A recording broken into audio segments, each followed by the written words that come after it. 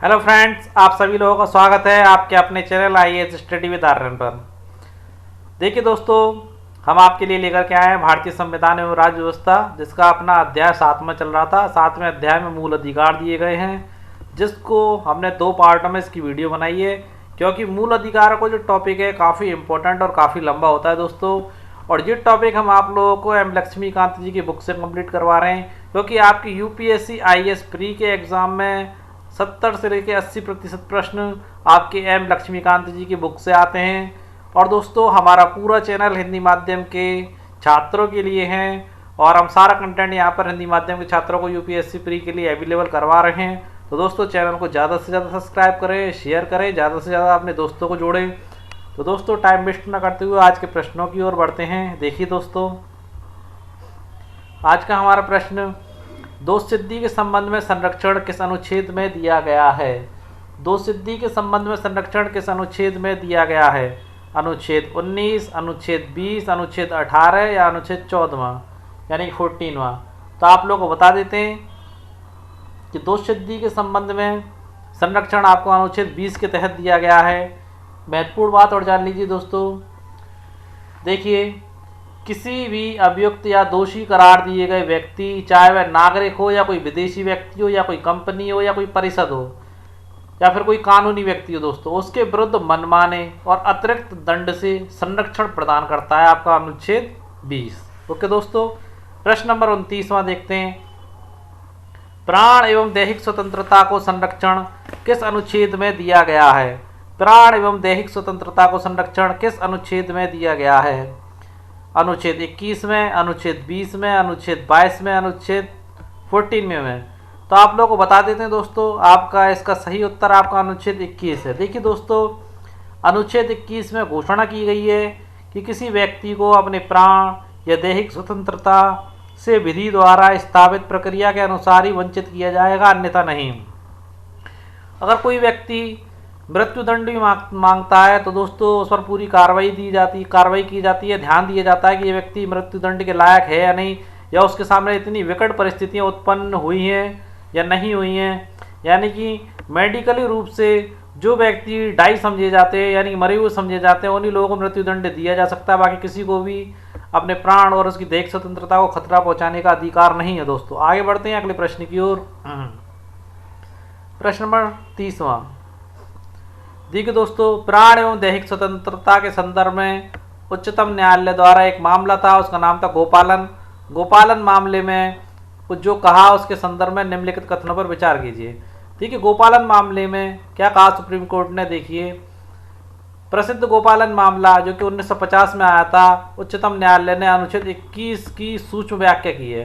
यानी कि इस मामले के अंतर्गत उच्चतम न्यायालय ने अनुच्छेद 21 की सूक्ष्मतम व्याख्या की है दोस्तों। अब दोस्तों, अनुच्छेद 21 के अंतर्गत क्या आता है ये तो आप लोग जानते ही होंगे। अगर आप नहीं जानते तो मैं आप लोगों को फिर से बता देता हूँ। अनुच्छेद 21 के अंतर्गत ही आपकी प्राण एवं दैहिक स्वतंत्रता का प्रावधान किया गया। ओके दोस्तों, देखिए इसमें क्या कहा गया है? इसमें कहा गया है कि अनुच्छेद 21 के तहत सिर्फ मनमानी कार्यकारी प्रक्रिया के विरुद्ध सुरक्षा उपलब्ध है। किसके विरुद्ध सुरक्षा उपलब्ध है? मनमानी कार्यकारी प्रक्रिया के विरुद्ध सुरक्षा उपलब्ध है, ना कि विधानमंडलीय प्रक्रिया के विरुद्ध। विधानमंडलीय प्रक्रिया के विरुद्ध कोई सुरक्षा उपलब्ध नहीं है अनुच्छेद 21 में। ये उच्चतम न्यायालय द्वारा कहा गया। देखिए, इसमें यह भी कहा गया है कि राज्य प्राण एवं दैहिक स्वतंत्रता के अधिकार को देखिए दोबारा सुनिए, राज्य प्राण एवं दैहिक स्वतंत्रता के अधिकार को कानूनी आधार पर रोक सकता है। किस आधार पर रोक सकता है? कानूनी आधार पर। क्यों रोक सकता है दोस्तों? क्योंकि अनुच्छेद 21 की अभिव्यक्ति विधि द्वारा स्थापित प्रक्रिया से है। किसके द्वारा स्थापित प्रक्रिया से? विधि द्वारा, यानी कानून रूप से स्थापित की गई प्रक्रिया से अनुच्छेद 21 की अभिव्यक्ति है। ओके दोस्तों, अगला पॉइंट देखिए, पॉइंट नंबर 4। उच्चतम न्यायालय ने व्यवस्था दी कि व्यक्तिगत स्वतंत्रता का मतलब सिर्फ एक व्यक्ति की शारीरिक एवं निजी स्वतंत्रता से है। व्यक्तिगत का मतलब वैसे भी इंडिविजुअली होता है दोस्तों, यानी कि सिंगल। तो दोस्तों देखिए, उपरोक्त कथनों में से कौन से कथन सत्य हैं? कथन पहला, कथन दूसरा, कथन तीसरा, उपरोक्त सभी कथन सत्य हैं।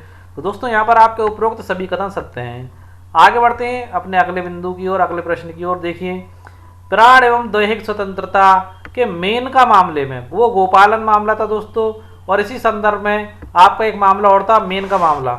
मेन का मामले में उच्चतम न्यायालय द्वारा की गई व्यवस्था के संदर्भ में निम्नलिखित कथनों पर विचार कीजिए। देखिए दोस्तों, इस संदर्भ में पहला पॉइंट आप लोग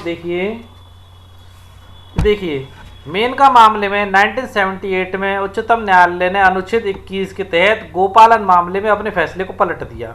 ये फैक्ट की बात है दोस्तों। इस मामले में उन्होंने गोपालन मामले में जो फैसला दिया था अनुच्छेद 21 के तहत, उस फैसले को उन्होंने पलट दिया था। ओके दोस्तों, अब देखिए इस मामले में न्यायालय ने क्या व्यवस्था दी थी वो और देख लीजिए। न्यायालय ने व्यवस्था दी कि प्राण और दैहिक स्वतंत्रता को उचित और न्यायपूर्ण मामले के आधार पर रोका जा सकता है।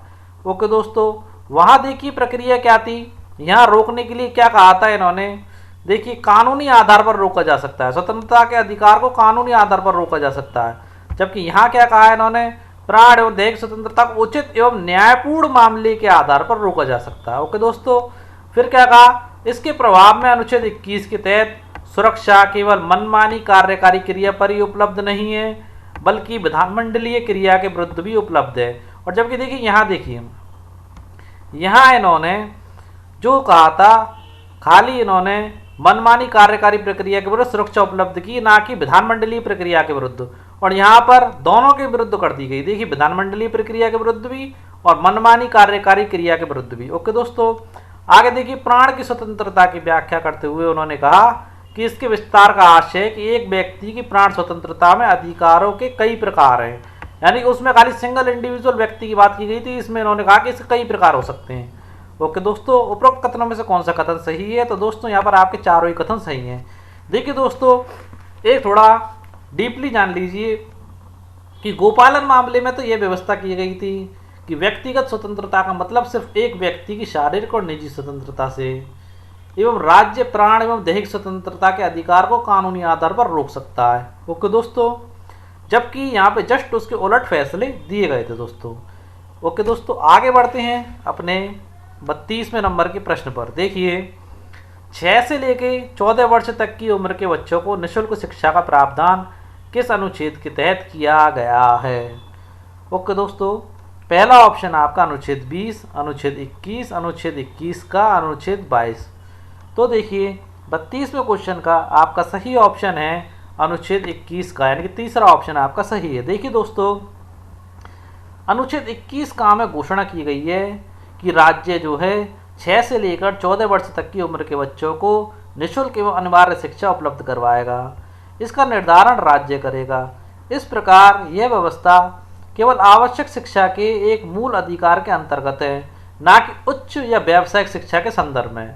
ओके दोस्तों, अगला प्रश्न देखिए, प्रश्न नंबर 33वां। प्रश्न नंबर 33वां क्या कहता है, 6 से 14 वर्ष तक की उम्र के बच्चों को निःशुल्क शिक्षा का प्रावधान किस संवैधानिक संशोधन अधिनियम के तहत किया गया था। 44वें संविधान संशोधन अधिनियम के तहत, या 93वें संविधान संशोधन अधिनियम के तहत, या 86वें संविधान संशोधन अधिनियम के तहत, या निम्न में से कोई नहीं। तो देखिए दोस्तों, आपके 33वें प्रश्न का जवाब मैं आप लोगों को बताता हूं।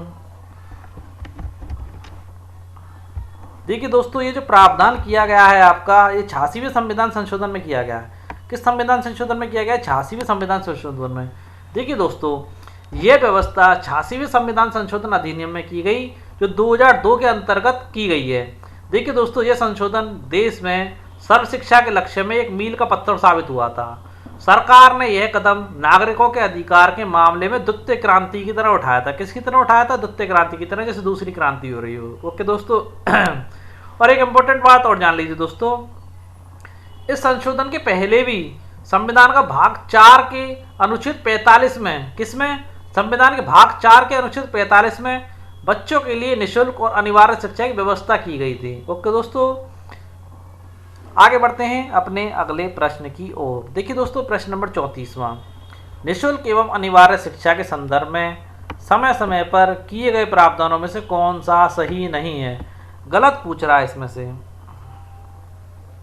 देखिए अनुच्छेद 21 का में घोषणा की गई कि राज्य 6 से 14 वर्ष तक की उम्र के बच्चों की निःशुल्क एवं अनिवार्य शिक्षा उपलब्ध करवाएगा। फैक्ट की बात है जो कि की गई थी दोस्तों।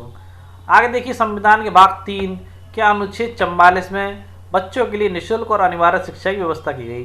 दोस्तों ये पॉइंट आपका गलत है, क्योंकि संविधान के भाग 3 में कभी भी नहीं की गई थी, संविधान के भाग 4। और देखिए जो अनुच्छेद इसके अंतर्गत दिया गया 44, वो अनुच्छेद 44 ना होकर के अनुच्छेद 45 था, जो अभी मैंने थोड़ी देर पहले आपको बताया था। अनुच्छेद 45 में बच्चों के निःशुल्क और अनिवार्य शिक्षा की व्यवस्था की गई थी दोस्तों।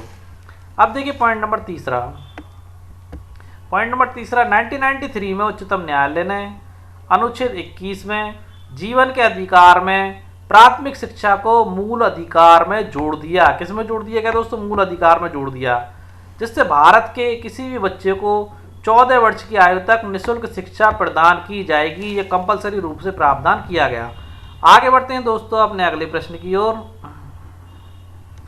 प्रश्न नंबर 35वां, आरटी यानी कि राइट टू एजुकेशन, शिक्षा का अधिकार, निःशुल्क एवं अनिवार्य शिक्षा का अधिकार अधिनियम कौन सा है? आरटी 2000 है आपका, या आरटी ही 2005 है, आरटी 2009 है आपका, या आरटी ही 2009 डबल बार दे दिया गया है। तो दोस्तों इस चीज का आपका सही उत्तर है आरटी ही 2009, क्योंकि राइट टू एजुकेशन, निःशुल्क शिक्षा का अधिकार आपको 2009 में दिया गया था। ओके दोस्तों, एक चीज जान लीजिए दोस्तों, अनुच्छेद 21A के अनुसरण में, किसके अनुसरण में? अनुच्छेद 21A के अनुसरण में आरटी 2009, क्या आरटी 2009 अधिनियमित करके 14 वर्ष की आयु तक के प्रत्येक बच्चे को शिक्षा का प्रावधान किया गया है। ओके दोस्तों, प्रश्न नंबर 36वां देखते हैं। मानव दुर्व्यापार एवं बलात् श्रम यानी कि जबरदस्ती श्रम करवाना का निषेध किस अनुच्छेद के तहत किया गया है? अनुच्छेद 22, अनुच्छेद 23, अनुच्छेद 24 या निम्न में से कोई नहीं।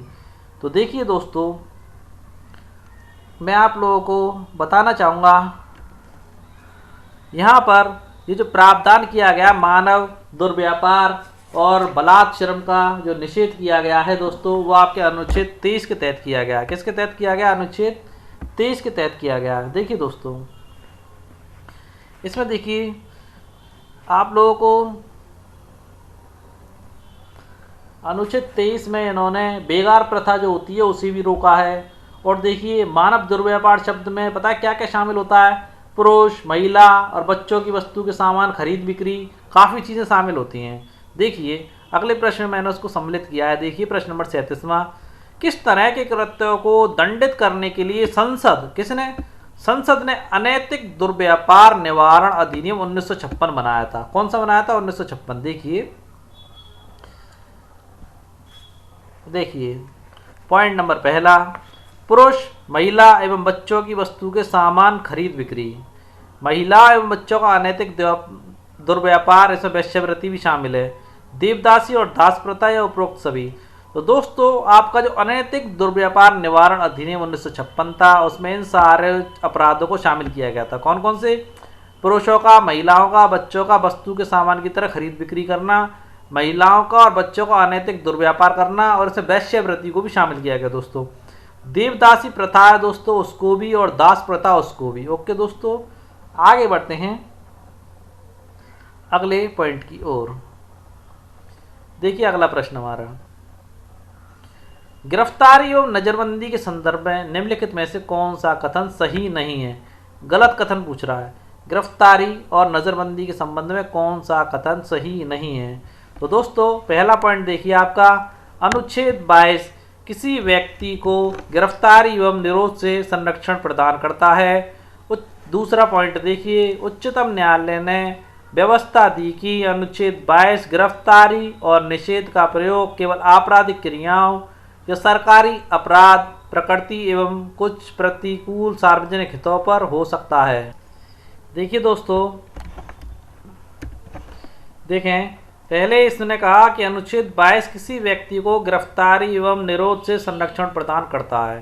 पहले तो दोस्तों आप लोग यही बात जान लीजिए, गिरफ्तारी और नज़रबंदी का जो आपको दिया गया है किस अनुच्छेद के तहत दिया गया है, यानी कि गिरफ्तारी और नज़रबंदी।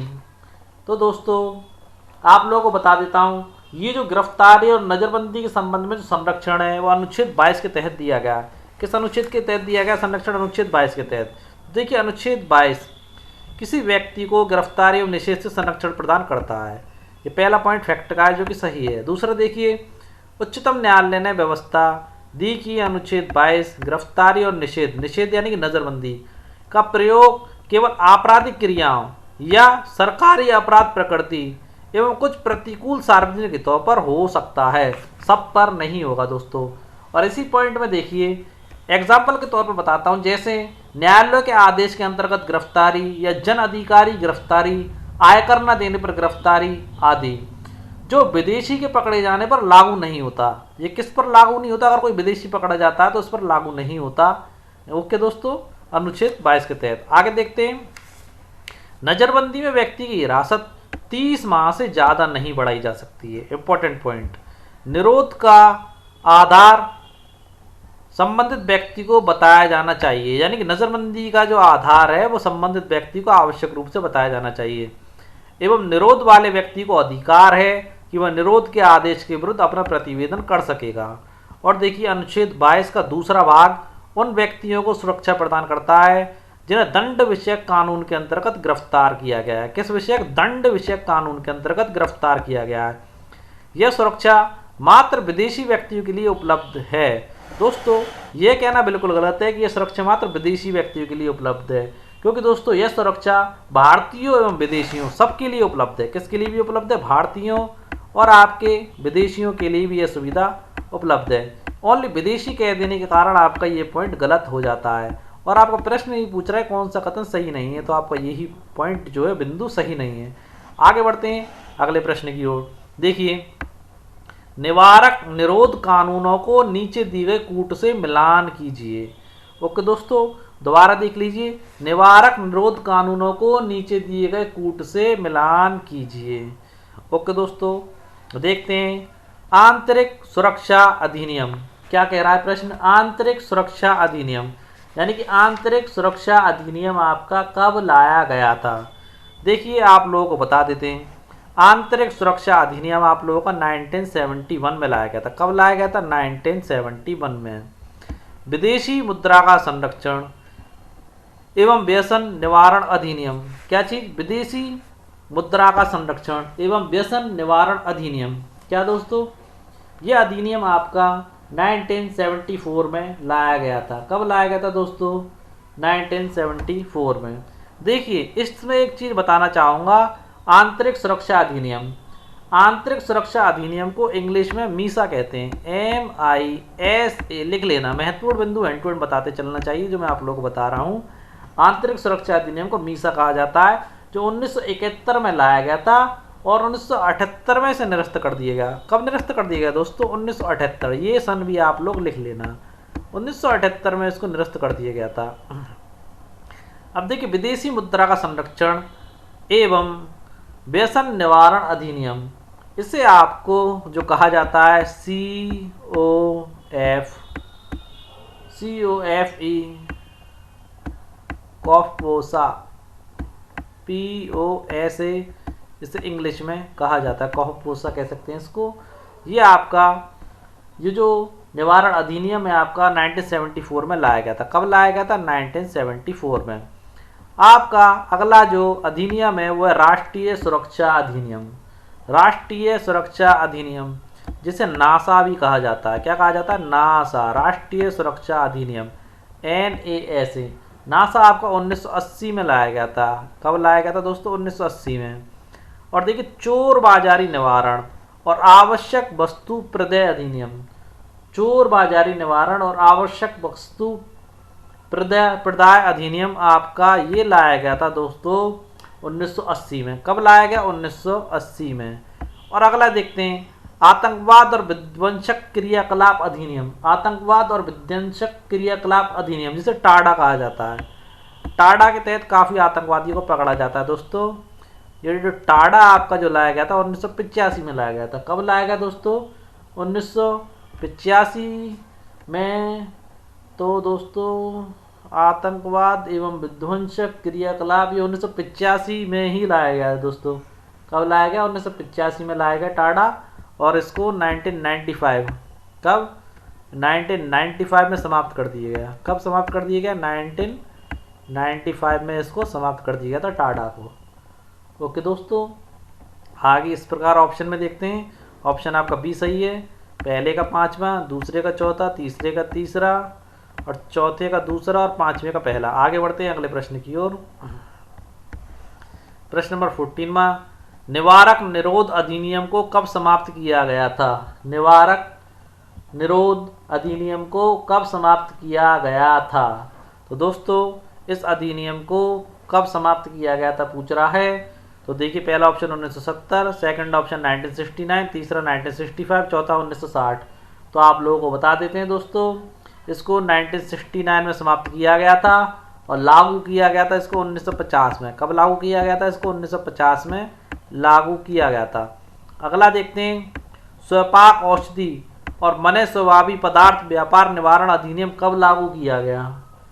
ओके दोस्तों, यह अधिनियम आपका 1988 या 1986, 1981, 1979, तो ये आपका 1988 में लागू किया गया था।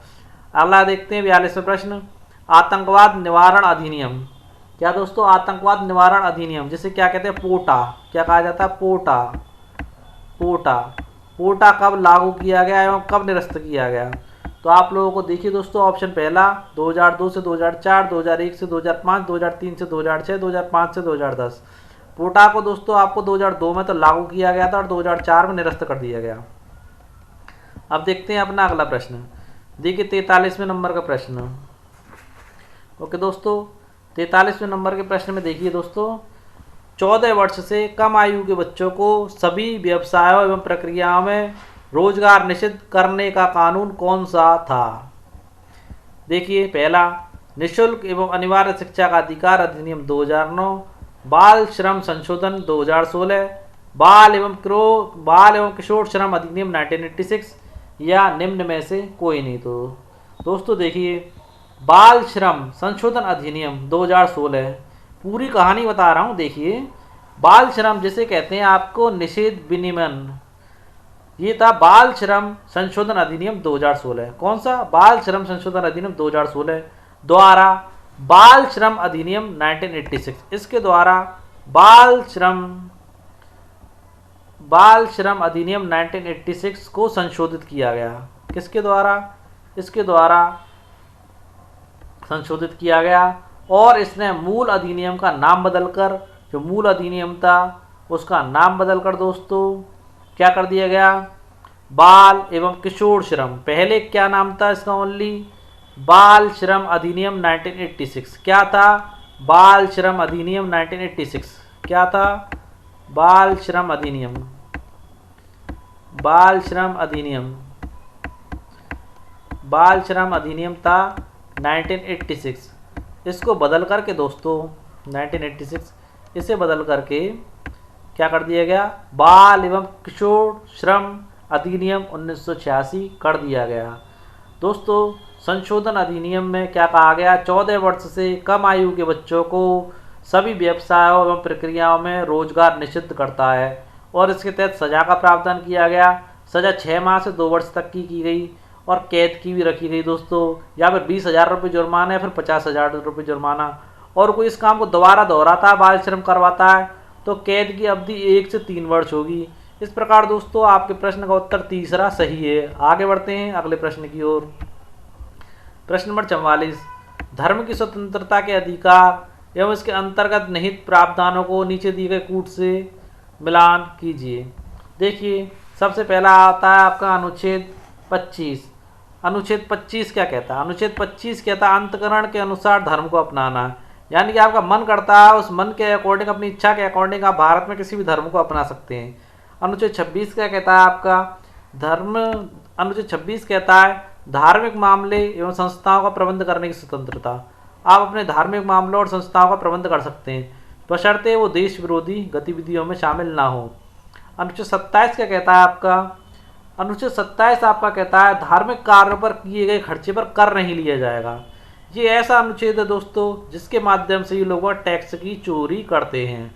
टैक्स की चोरी मंदिरों की और इनकी रसीद कटा करके लाखों लाखों रुपए की और टैक्स की चोरी इसी अनुच्छेद के तहत की जाती है।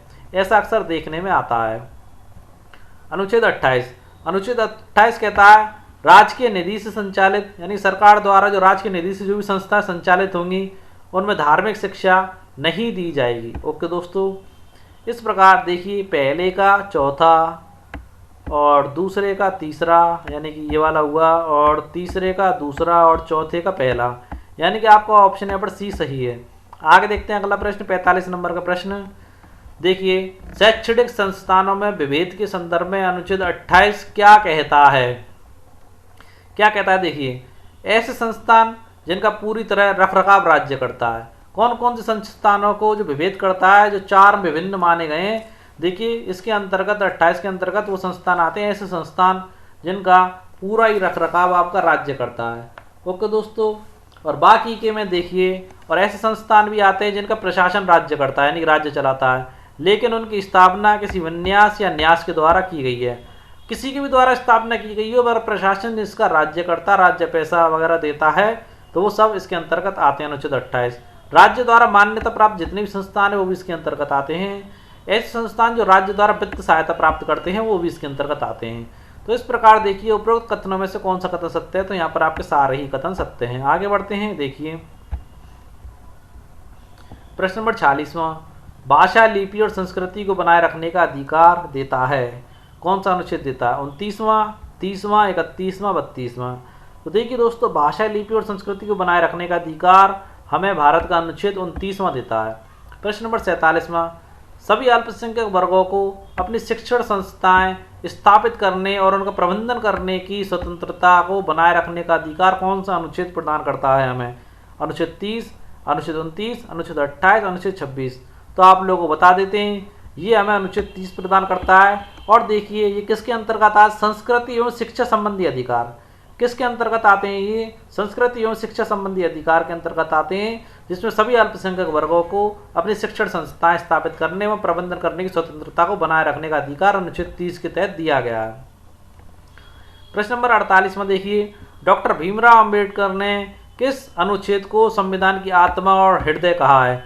अनुच्छेद 29, अनुच्छेद 30, अनुच्छेद 31, अनुच्छेद 32।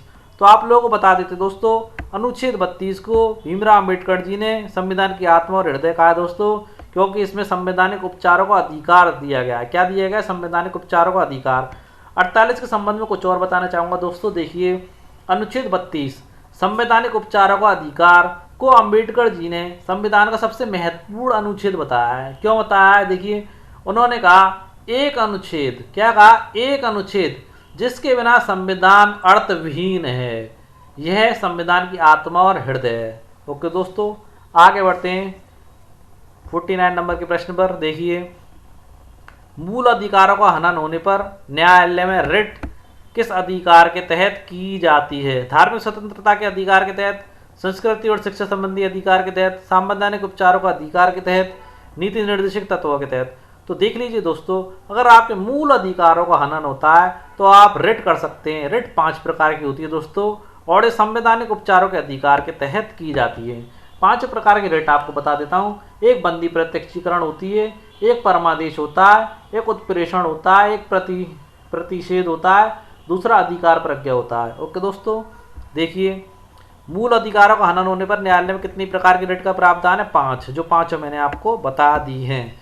दोबारा सुन लीजिए, बंदी प्रत्यक्षीकरण, परमादेश, उत्प्रेषण, प्रतिषेध, अधिकार प्रज्ञा। ओके दोस्तों, आगे बढ़ते हैं अपने अगले प्रश्न की ओर। देखिए प्रश्न नंबर 52, बंदी प्रत्यक्षीकरण की रिट कब जारी की जा सकती है? बंदी प्रत्यक्षीकरण की रिट कब जारी की जा सकती है? देखिए बंदी प्रत्यक्षीकरण होता क्या है? जो हमें भारत में संविधान द्वारा जो हमें अधिकार दिए गए, अगर उसका हनन होता है, जैसे कि सपोज करके चले किसी व्यक्ति को गिरफ्तार किया जाए, तो दोस्तों उस व्यक्ति को, अगर पुलिस किसी व्यक्ति को गिरफ्तार करती है तो उसे 2 गवाहों के समक्ष गिरफ्तार करना आवश्यक है दोस्तों। और दोस्तों उसे 24 घंटे में न्यायालय में पेश किया जाना भी आवश्यक है। अगर 24 घंटे में न्यायालय में उसे पेश नहीं किया जा रहा तो आप बंदी प्रत्यक्षीकरण रिट के जरिए डायरेक्ट सुप्रीम कोर्ट जा सकते हैं। आवश्यक नहीं है कि आप हाई कोर्ट जाएं। ओके दोस्तों, देखिए सार्वजनिक प्राधिकरण हो या व्यक्तिगत, दोनों के खिलाफ जा सकते हैं। यानी कि प्रकरण आपका सार्वजनिक हो या व्यक्तिगत हो, दोनों के खिलाफ जा सकते हैं। हिरासत कानून सम्मत है, कार्रवाई किसी विधानमंडल या न्याय की अवमानना के तहत हुई हो, यानी कि कानून के विरुद्ध कार्रवाई हुई हो।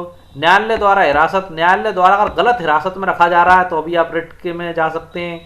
हिरासत न्यायालय के न्याय क्षेत्र से बाहर हुई हो, यानी न्याय क्षेत्र के बाहर का मामला और आपको फिर भी जबरदस्ती हिरासत में रखा जा रहा है तो भी आप बंदी प्रत्यक्षीकरण रिट के माध्यम से आप संवैधानिक उपचारों को आपको जो अधिकार दिया गया आप कोर्ट में रिट कर सकते हैं, डायरेक्ट सुप्रीम कोर्ट में। ओके दोस्तों, प्रश्न नंबर 53 देखिए, निम्न में से कौन सा एक रिट का प्रकार नहीं है? मुक्तादेश, प्रतिषेध, उत्प्रेषण, अधिकार प्रज्ञा कह सकते हैं, प्रच्छा भी कह सकते हैं। तो देखिए यहाँ पर मुक्तादेश नहीं है, मुक्तादेश की जगह आप यहाँ पर कर सकते हैं परमादेश। क्या कह सकते हैं? परमादेश लिख लेना, परमादेश कह सकते हैं हम यहाँ पर। आगे बढ़ते हैं अपने अगले प्रश्न की ओर। प्रश्न नंबर 54, सशस्त्र बलों, अर्धसैनिक बलों, पुलिस बलों, खुफिया एजेंसियों एवं अन्य के कुल अधिकारों पर युक्त प्रतिबंध क्या है? अन्य के कुल अधिकारों पर युक्त प्रतिबंध किस अधिकार के तहत लगाए जा सकते हैं? संवैधानिक उपचारों का अधिकार, ओके दोस्तों, या फिर आपका सशस्त्र बल एवं मूल अधिकार, या फिर आपका धर्म की स्वतंत्रता का अधिकार, या फिर आपका शोषण के विरुद्ध अधिकार। ओके दोस्तों तो यहाँ देखिए दोस्तों, ये जो लगाया जा सकता है आपका वो ओनली सशस्त्र बल एवं मूल अधिकार के तहत लगाया जा सकता है। देखिए इन लोगों को क्या पाबंदी क्या है? ये जो होते हैं ये सारे के सारे खुफिया एजेंसी होती हैं। अगर इन्हीं लोगों पर आपके मूल अधिकारों का जो पाबंदियाँ नहीं रहेंगी तो भारत की सारी गुप्त सूचनाएं बाहर चली जाएंगी और मीडिया उनसे प्रश्न कर करके ही सारी चीज़ें पूछ लेगा और जिससे हमारे देश को हानि होगी। इसलिए इन लोगों के जो मूल अधिकार होते हैं उस पर प्रतिबंध लगा दिया गया है। ओके दोस्तों, किस पर प्रतिबंध लगा दिया गया है? इन लोगों को जो मूल अधिकार दिए गए हैं भारतीय संविधान द्वारा, इनके द्वारा इन पर प्रतिबंध लगा दिया गया है। ओके दोस्तों, आगे बढ़ते हैं।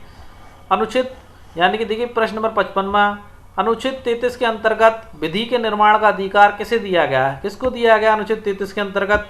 पहली बात तो ये जान लीजिए दोस्तों, ये आपका ऊपर दिया गया था सशस्त्र बल और एवं मूल अधिकार, ये किसके अंतर्गत आते हैं? अनुच्छेद 33 के तहत आते हैं। किसके तहत आते हैं? अनुच्छेद 33। अब प्रश्न कहता है अनुच्छेद 33 के अंतर्गत विधि के निर्माण का अधिकार किसे दिया गया? राज्य विधानमंडल को, संसद को, राष्ट्रपति को, निम्न में से कोई नहीं।